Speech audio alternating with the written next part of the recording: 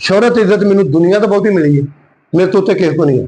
तो दौलत की कुर्बानी देनी पई, सही गल जी सब तो मुश्किल है। औखा क्योंकि वो है ना भी काम हो तो नूर मोहम्मद ना हो तो नूरा।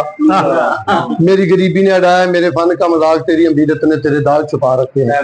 कि दौलत दौलत इन्हें ऐप छपाउंदी आ, क्योंकि दना कहते ने गर्द शेर नूं भी गिद्दड़ बना दे।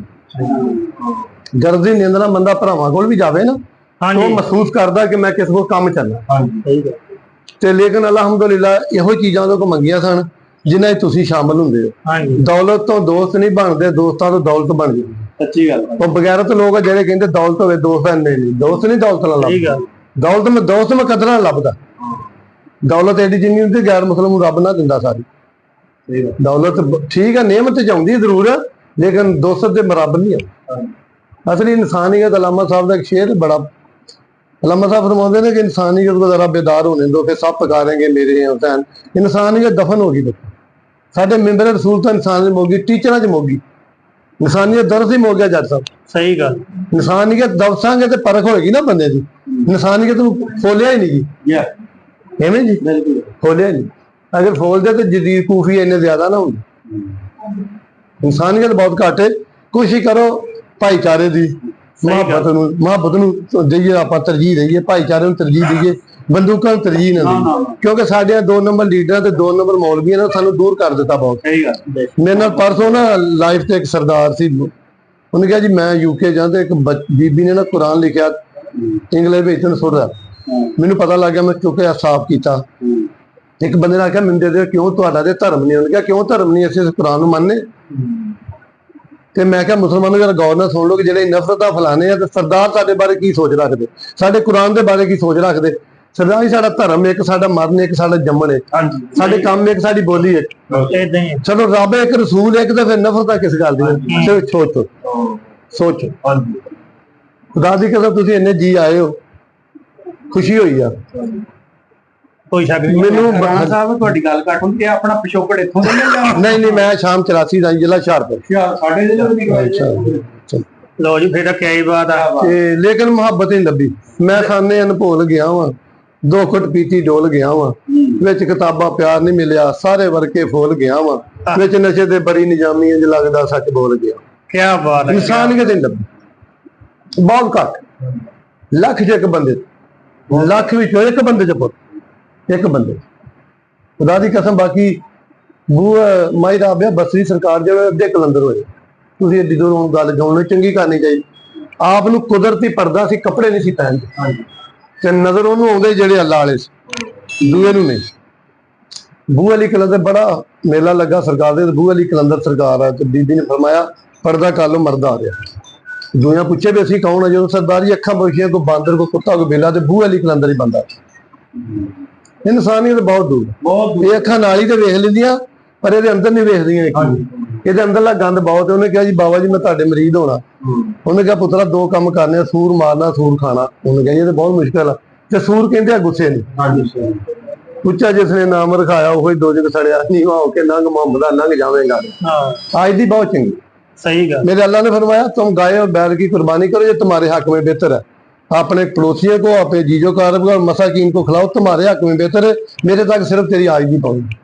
कुर्बानी का रब नाल कोई तलक, हुक्म दी मनण वाली गल।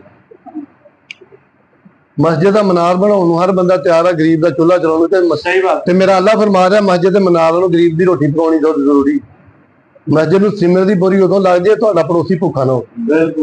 उत्थे ऐलान हुंदा ना, उत्थे ऐलान बंदे शोहरत मिलती ना, ते सदके दा हुक्म है भी तू इहदे नाल दिंदे इहनूं पता लगे। इंसानियत का प्रचार करो जट साहब, सारी दुनिया छड्ड के इंसानियत वंडो। सही गल, बंदूकां वाले अगे हो जाओ, पुछदे नहीं मरे दी कबर ढक दिंदे आ। एडी धौण वाले मौलवी लिआउंदे पढ़न वास्ते,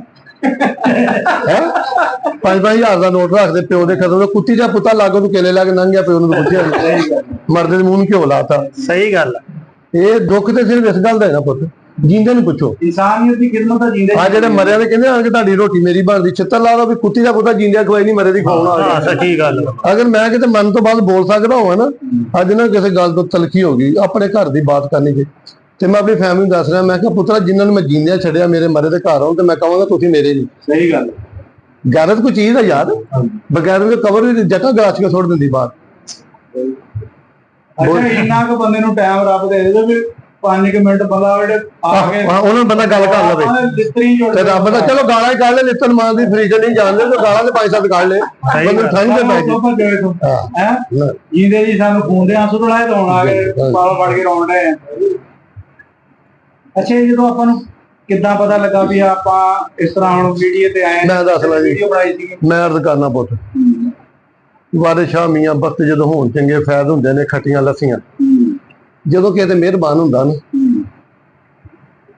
ਲੇਕਿਨ ਇੱਕ ਬਾਤ ਆ ਬਹੁਤ ਦੁਨੀਆਂ ਗੱਲਾਂ ਕੀਤੀਆਂ ਮੌਲਾ ਅਲੀ ਸਰਕਾਰ ਫਰਮਾਉਂਦੇ ਨੇ ਜਿੰਨਾ ਅੱਛਾ ਨਾਮ ਤੁਹਾਨੂੰ ਚੰਗੀ ਸੋਚ ਤੇ ਮਿਲਦਾ ਅੱਛੇ ਮਾਲ ਤੇ ਨਹੀਂ ਮਿਲਦਾ ਜਦੋਂ ਬੇਟਾ ਬੰਦਾ ਇਕੱਲਾ ਬਹਿੰਦਾ ਨਾ ਉਹਦੀ ਸੋਚ ਉਹਦੀ ਜ਼ਿੰਦਗੀ ਦਾ ਫੈਸਲਾ ਕਰਦੀ ਮੈਨੂੰ ਕਿੱਦਾਂ ਦੀ ਜ਼ਿੰਦਗੀ ਗੁਜ਼ਾਰ ਜਿੰਨੀ ਤੁਹਾਡੀ ਇਕੱਲੇ ਬੈਠੇ ਸੋਚ ਅੱਛੀ ਆ ਉਨੀ ਤੁਹਾਡੀ ਜ਼ਿੰਦਗੀ ਉਦੋਂ ਸ਼ੈਤਾਨ ਤੁਹਾਡੇ ਤੇ ਵਾਰਦ ਹੁੰਦਾ ਜਦੋਂ ਬੰਦਾ ਤਹਨਾਈ ਤੁਹਾਨੂੰ ਕਿਸੇ ਨੇ ਗੱਲ ਦੱਸੀ ਹੋਈ ਤਹਨਾਈ ਚ ਬਹਿੰਦਾ ਨਾ ਸ਼ੈਤਾਨ ਉਦੋਂ ਤੁਹਾਡੇ ਤੇ ਵਾਰਦ ਹੁੰਦਾ ਉਦੋਂ ਤੁਹਾਡੀ ਸੋਚ ਨੂੰ ਖੇਡਦਾ ਅਗਰ ਤੁਹਾਡੀ ਸੋਚ ਅੱਛੀ ਹੈ ਉਹਦੇ ਨਾਲ ਜ਼ਿੰਦਗੀ ਦੇ ਫੈਸਲੇ ਹੁੰਦੇ ਮੇਰੀ ਸੋਚ ਬੜੀ ਤਗੜੀ ਮੈਂ ਕਿਹਦਾ ਭਲਾ ਕਰਾਂ ਮੈਂ ਹੱਕ ਤੇ ਬੋਲਾਂ ਮੈਂ ਜੁਰਤ ਨਾਲ ਬੋਲਾਂ ਚੁਗਲੀ ਨਾ ਕਰਾਂ ਕਿ ਮਾਲਕ ਚੱਲਦਾ ਰਿਹਾ ਇੰਟਰਵਿਊ ਆ 3 ਸਾਲ ਮੇਰੇ ਮਗਰ ਫਿਰਦਾ ਰਿਹਾ ਮੈਂ ਕਿਹਾ ਕੋਈ ਕੰਮ ਨਹੀਂ ਜੱਟ ਸਾਹਿਬ ਮੈਂ ਕਹਿੰਦਾ ਕੋਈ ਕੰਮ ਨਹੀਂ ਹਾਂਜੀ ਅਖੀਰ ਉਹ ਆ ਗਿਆ ਲੈਣ ਜਦੋਂ ਉਹਨੇ ਇੱਜ਼ਤ ਦੇਣੀ ਸੀ ਇੰਟਰਵਿਊ ਕੁੱਤਿਆਂ ਦਾ ਲੈਣ ਵਾਸਤੇ ਆਇਆ 20 ਮਿੰਟ ਇੰਟਰਵਿਊ ਕੁੱਤਿਆਂ ਮੇਰੇ ਰੱਬ ਨੇ ਆਖਿਆ ਨਹੀਂ ਤੂੰ ਅੱਛਾ ਇਨਸਾਨ ਹੈ ਇੱਧਰ ਨੂੰ ਬਦਲ ਉਹਨੇ ਮੈਨੂੰ ਇਨਸਾਨੀਅਤ ਵਾਲੇ ਬੰਦੇ ਬਦਲਦਾ ਮੇਰੀ ਆਵਾਜ਼ ਦਾ ਰੱਬ ਸਮਾਨ ਤੇ ਲੈ ਗਿਆ ਉਹਦੀ ਰੋਜ਼ੀ ਲੱਗ ਗਈ ਮੇਰੀ ਸ਼ੋਹਰਤ ਬਣ ਗਈ ਇਹ ਸਾਰੀਆਂ ਗੱਲਾਂ ਉਹਨੂੰ ਨੇ ਲੈ ਉਸ ਮਾਲਕ ਦੇ ਸ਼ਾਕਰ ਉਸ ਮਾਲਕ ਤੋਂ ਮੰਗੋ ਪਰ ਪੁੱਤਰਾ ਕੀ ਨਾਂ ਤੁਹਾਡਾ ਦੱਸਿਆ ਜੀ ਨਾ ਕਿਸਾਨਾ ਸਾਹਿਬ ਗੁੱਜਰ ਮੇਰੇ ਤੋਂ ਬਹੁਤਾ ਇੱਜ਼ਤ ਅੱਲਾ ਨੇ ਕਿਸੇ ਨੂੰ ਮੈਂ ਆਪਣੇ ਰੱਬ ਦਾ ਸ਼ੁਕਰਗੁਜ਼ਾਰ ਮੈਂ ਥਾਣੇ ਗਿਆ ਤੇ ਕੁਰਸੀ ਮਿਲੀ ਆ ਮੈਂ ਅਦਾਲਤ ਗਿਆ ਤੇ ਮੈਨੂੰ ਕੁਰਸੀ ਮਿਲੀ ਆ ਮੈਂ ਚੁਧਰਾ ਗਿਆ ਤਾਂ ਉਹਨਾਂ ਆਖਿਆ ਜਾਣਾ ਇਹ ਉਹਦੇ ਤੇ ਰਾਣਾ ਸਾਹਿਬ ਜਿਹੜੀ ਪੈਸੇ ਵਾਲੇ ਦੀ ਸ਼ੋਹਰਤ ਹੁੰਦੀ ਨਾ ਜਾਂ ਉਹਦੀ ਇੱਜ਼ਤ ਹੁੰਦੀ ਉਹਦੇ ਪੈਸੇ ਦੇ ਨਾਲ ਹੀ ਮੁੱਕ ਜਾਂਦੀ ਮੈਂ ਅਰਜ਼ ਕਰਨਾ ਇੱਕ ਆਲਮ ਦਾ ਬਿਆਨ ਹੈ ਕਿ ਬਹੁਤ ਵੱਡਾ ਰਿਜ਼ਕ ਹੈ